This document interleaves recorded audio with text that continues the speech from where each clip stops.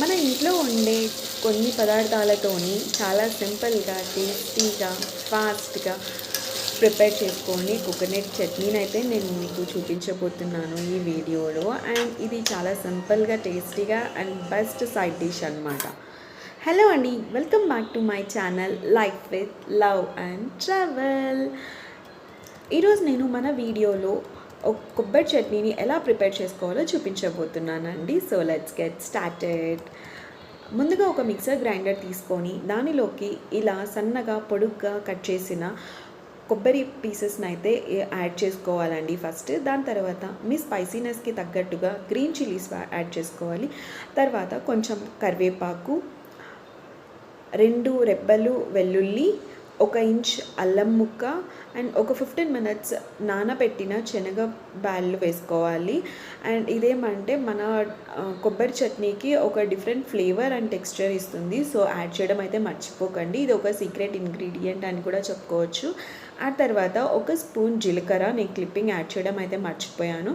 దాని తర్వాత మీ టేస్ట్కి తగ్గట్టుగా కల్లుప్పు వేసుకొని గ్రైండ్ చేసి పెట్టుకోవాలి. ఆ తర్వాత పాన్ పెట్టుకొని దాంట్లోకి కొంచెం ఆయిల్ వేసుకొని, ఆయిల్ హీట్ అయ్యాక మన పోపు దినుసులు ఆవాలు, జీలకర్ర వేసి కొంచెం చిట్పట అన్న తర్వాత 2 రెబ్బలు వెల్లుల్లి, కరివేపాకు అండ్ 2 ఎండుమిర్చి వేసి తర్వాత మనం ముందుగా గ్రైండ్ చేసుకున్న చట్నీని అయితే ఇందులో వేసుకొని 1 నిమిషం పాటు అలా తిప్పుకొని ఆ తర్వాత గ్యాస్ ఆఫ్ చేసేసి పక్కన పెట్టుకోవాలి సర్వ్ చేసుకొని.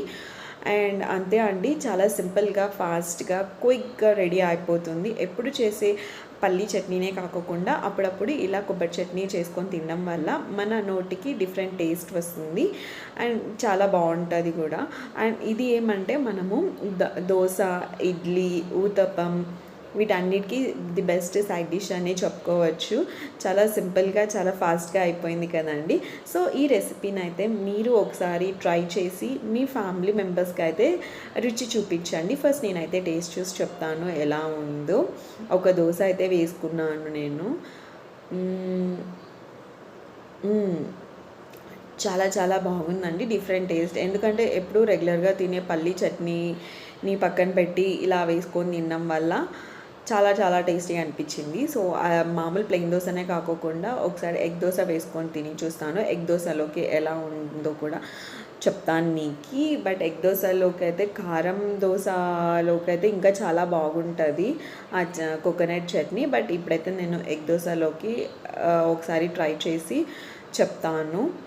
అండ్ మీరు కూడా మీరు కనుక న్యూ సబ్స్క్రైబర్ అయితే ప్లీజ్ నా ఛానల్, మీరు కనుక న్యూ వ్యూవర్ అయితే నా ఛానల్ని ఒకసారి చూడండి. నేనైతే న్యూ యూట్యూబర్ని. మీకు కనుక నా వీడియోస్ అండ్ రెసిపీస్ నచ్చినట్టయితే please subscribe to my channel. నేను ఈ ఛానల్లో రెసిపీస్ అండ్ కొన్ని పూజ అండ్ రెగ్యులర్ వ్లాగ్స్ అయితే చేస్తుంటాను. సో ఇప్పటి వరకు నా ఛానల్ని సబ్స్క్రైబ్ చేసిన వాళ్ళకి చాలా చాలా థ్యాంక్స్ అండి. అండ్ న్యూ వ్యూవర్స్ మీకు కనుక నచ్చినట్టయితే please subscribe to my channel. And thanks for watching my video.